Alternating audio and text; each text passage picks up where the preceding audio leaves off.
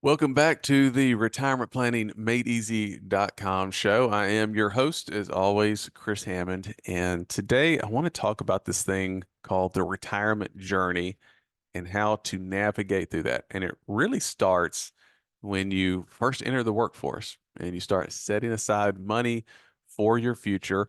And it goes all the way not only to retirement, but then to the rest of your life, because then you're having to manage that wealth that you've built up over time to make sure that it lasts you for the rest of your life and that it goes on and is received by your heirs, your beneficiaries, in a way that you want it to go to, in a way that's going to help bless them the most as possible. So let's talk a little bit about how you navigate through this journey from start to finish. And the first thing that you want to think about is you want to use the tools that are available to you. And the tools that are available to you are not available to everybody. It's actually different in everyone's situation. So let me give you a couple of examples. So a lot of people will have access to a 401k, but not everybody does. So if you're a federal employee, for example, you're going to use a TSP, thrift savings plan. If you're a teacher, you're going to have a 403b that you're going to have access to. Employer provided plans. Now, if you're self-employed, maybe you want to use something like a SEP IRA, something like that might be the best thing for you. But everybody has something different that's available to them, a different tool that they can use. Maybe it's just simply an IRA for you, but for other people, they may make too much money where they can't contribute to a Roth IRA, or they might make too much money and have an employer-sponsored plan available to them, which makes it where they can't do a tax-deductible contribution to a traditional IRA. See, everybody's situation is going to be different. So the first step in navigating this retirement journey is understand the tools that are available to you and then use them. I'll give you another example. Roth options. So maybe your employer doesn't offer you a Roth 401k option, for instance, but maybe somebody different does have access to that. And then you'd want to look and see, well, does it make sense if I do have access to a Roth 401k? Does it make sense to use it or not? I mean, or am I better off taking a tax deduction now with just contributions to a traditional 401k? And then some people can't contribute to a Roth IRA because they make too much money.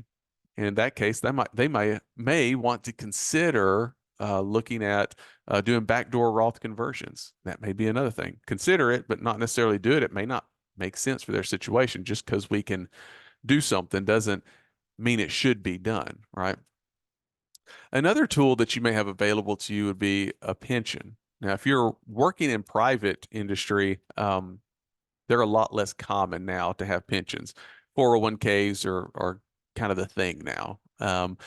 For a lot of federal employees, they will have access to a pension. Now, having access to a pension is a tool that's available to you, and it will also impact in a lot of ways how you invest your other funds, because having that guaranteed income source, it could mean that you can take a little extra risk with your investments to have them potentially grow more and be less conservative.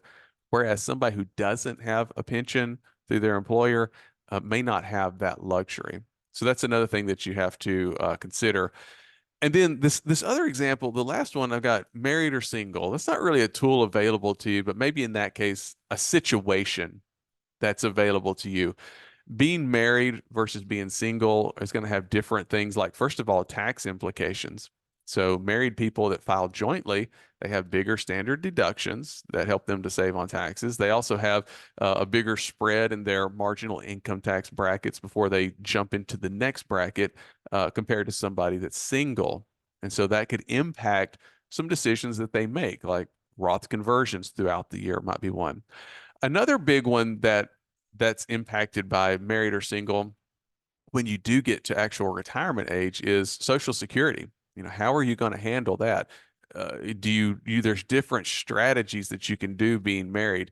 Do I need to delay, or do I need to let my spouse delay, or do we need to both claim at the same time? Right?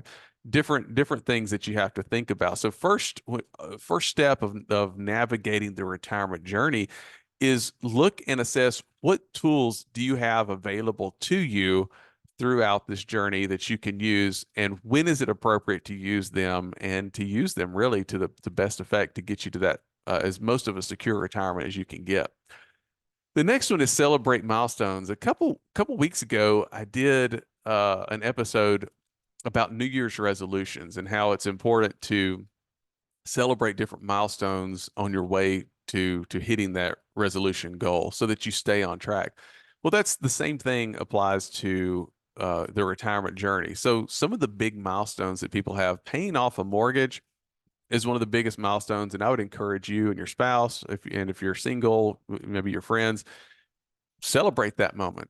Take time to celebrate that, whether that's just going out and spending an evening with your friends or going on a weekend retreat or whatever that is.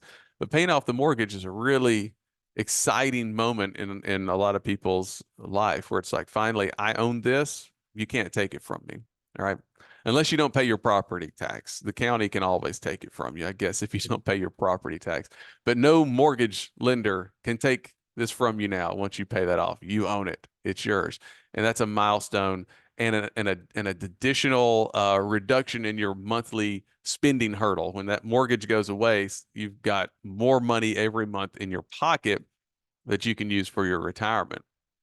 Paying off student loans, that's another one. And it's just kind of crazy now that that's a thing that the earlier generations, don't seem to have had to worry about as much. But I was just listening to Dave Ramsey the other day, and people will call in and they'll list off, these are my liabilities, and they'll have huge amounts on student loans, and paying that off is it's a milestone to be celebrated for sure. Another one is as simple as maxing out your retirement accounts. And this is something that you could celebrate every year. If you hit those targets of maxing out your IRA or Roth IRA or even your 401k, take time to celebrate those so that you get that positive reinforcement to stay on track each year. And then a very important one is annually review your situation. If you're working with a financial advisor, you need to be sitting down once a year and saying and doing a review and saying, are we on track? How's things looking? What are my goals that I'm trying to hit? Am I there? If you do this on your own, you need to take time to do that. You can even do it. I know we're in February, but that's still pretty close to the beginning of the year. So why not, while it's still called today, take a look at where you are with your savings goals and what you're trying to reach and how many years you have to get there so that you can stay on track as well to reach those goals. Now, the next one is staying on the right path. And really, this is something that people don't talk about, but the most important thing with this is really making sure that you've chosen the right path to begin with. So what I mean by that is that, just to give you one example, if your retirement plan, as far as how your investments go, is that you set aside money every month and you put it back in savings. Okay, that's good. And you should congratulate yourself if you do that, because not all Americans do that. If you're putting it all aside and you just put it all in a savings account and it's earning like 1% interest, and that's your retirement plan, that for a lot of people is probably not going to work unless you just make so much money that you're able to put tons of money away every month. Because over time, inflation is going to eat away the value of that. That's probably not even going to keep up with inflation. And then for a lot of people, they need the savings that they put aside to actually grow on its own and outpace inflation over time. So if you're on the path where that is your savings goal and that's your investment plan, do that. You might want to reconsider and think, is this the right path? Is this going to get me to where I want to go, considering, inflation, costs going up, considering that you're probably not going to get a lot of growth from that account? Do you need the growth? If not, hey, maybe that's fine. But for a lot of people, they do need the growth. So the first step on staying on the right path is making sure that you get on the right path to begin with. And then staying on that path when it feels so good to just, you want to wander off of it. And I'll give you an example of that. The year 2022. So we're now at the beginning of 2024. We've had the full year of 23. So we can look back on 2022. And everybody knows that investing wise, that was a tough year for pretty much everybody. Not only did equities go down, but also with inflation going up and interest rates going up, bond portfolios also went down almost across the board, just about. So what that means is for people that were doing diversified portfolios, maybe they had 60% equity, 40% bond, or some type of allocation like that. Both sides of their portfolio went down in 2022.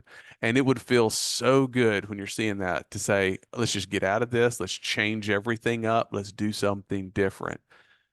Now, you don't want to wander off the path though, unless there's a reason to create a new path, and that's done through planning, not from just short-term return results. Because what we now know, we can look back and see in 2023, equities did well. And if you'd wandered off that path in 22, you wouldn't have been around for the equity, for the growth that occurred in equities in 2023. And now that interest rates are higher, bonds have a higher interest rate yield that they're paying as well. So things are looking better there also, but it would have felt so good to wander off that path. So staying on that path, it means staying on it even when it feels good to wander off of that. And a lot of times that's the role that a financial advisor can play in your life, is to help you to stay on track with what's best for you. Now, let's fast forward a bit. We're on the retirement journey. Now you're retired. What are the things that you need to be thinking about? Well, the first big one that I like to talk about is Social Security. When does it make sense to begin drawing that? If you retire and you still want to delay your Social Security for a bigger benefit later, then you have to think about, where am I going to pull funds from to fund my expenses during that time? If you pull it from savings, are you okay doing that? How much in savings do you have to replace that Social Security check that you're delaying drawing from? For a lot of people, when they retire, a lot of times it makes sense to go ahead and draw Social Security now, because you can't leave your Social Security check to somebody that's not your spouse. You can't like say, here, I'm gonna write a beneficiary of my child down to receive this check for the rest of their life. When you, and if you're married and your spouse, when you both pass away, that's the end of the Social Security check. Not so with your savings and your nest egg and your diversified portfolio. You can put beneficiaries on that and it can go to them. So for a lot of people, when they retire, if they go ahead and draw Social Security in a lot of cases, because if they don't, they're just spending down money. And if they don't live long enough to draw Social Security or something happens to them, that's just less money that they're going to leave to their heirs. But that's a decision that everybody has to make. It's different for everybody on that. So Social Security would be the first big thing to think about. The next one is how to make withdrawals from your savings. Sounds easy, but you have to think about two big things. First of all, if you're pulling money from a portfolio, then you have to think about, well, has the market gone down? Am I selling my shares of stock and bonds at a depressed value, and I'm having to sell more of them just to generate the income that I need? And it's setting my portfolio up in a really bad way for when a rebound occurs. I'm not going to have as many shares there to experience the growth going forward. That's the first thing to think about. And the second one is, which accounts do you pull from? Not all your accounts are taxed the same way. So, for instance, money that you pull from a traditional IRA, for the most part, all of it's going to be claimed as income under most circumstances. From a Roth IRA, if you followed the rules on a Roth IRA, the money that's grown inside it will come out tax-free. And for these accounts that are called non-qualified, which means they're not a Roth, they're not an IRA, they're just your regular old non-qualified money, they are taxed at capital gains tax rates, things like that. And so when you're looking at managing which tax bracket you're falling into, that oftentimes plays a role on which accounts you're going to be pulling from as you're trying to generate that income that you need each month for your retirement expenses. Also, being flexible with withdrawals at times is also important. So if you see that the market's gone down a lot and you're pulling money from that portfolio and it's depressed a lot, then you might want to consider being flexible with the level of withdrawals that you're taking out. It might be time to back off a little bit and not take as much money out of certain accounts, maybe pull from other accounts that haven't gone down as much, so that you can preserve the value of your portfolio, so that when the rebound does occur, you still have more shares in it to experience that rebound. And this involves having a plan for those possible changes to your spending budget. in retirement. So it's good to have in place certain numbers. Like if my portfolio hits a certain number, like it goes down, then have a plan in place to say, okay, temporarily, I need to cut back my spending, maybe cut it back 10% or my withdrawals 10% in order to preserve that portfolio. But also on the flip side, if it goes up, it might be a good idea to have a plan in place that if it hits certain numbers, you can say, it's okay to reward myself now and pull money, more money from those accounts as well, because it's grown more than we had anticipated. So being flexible with that and having numbers in place in your plan help out a lot. And then lastly, get help if it's needed. This could be talking to your spouse, to your friends, or even to a financial advisor to help you out with this on navigating this retirement journey as you go along. Sometimes, people just want to talk to someone like an advisor that has helped a lot of people along this path and has helped them to stay on the right track to reach their retirement goals.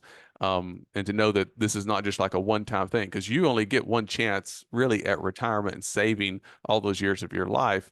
And so you want to make sure that you get it right. And a lot of times working with an advisor who's helped a lot of people through that can let you know that this it's not the first time. You're not the first one that they've helped when it comes to this. So, definitely get help if it's needed. You don't have to go through this alone.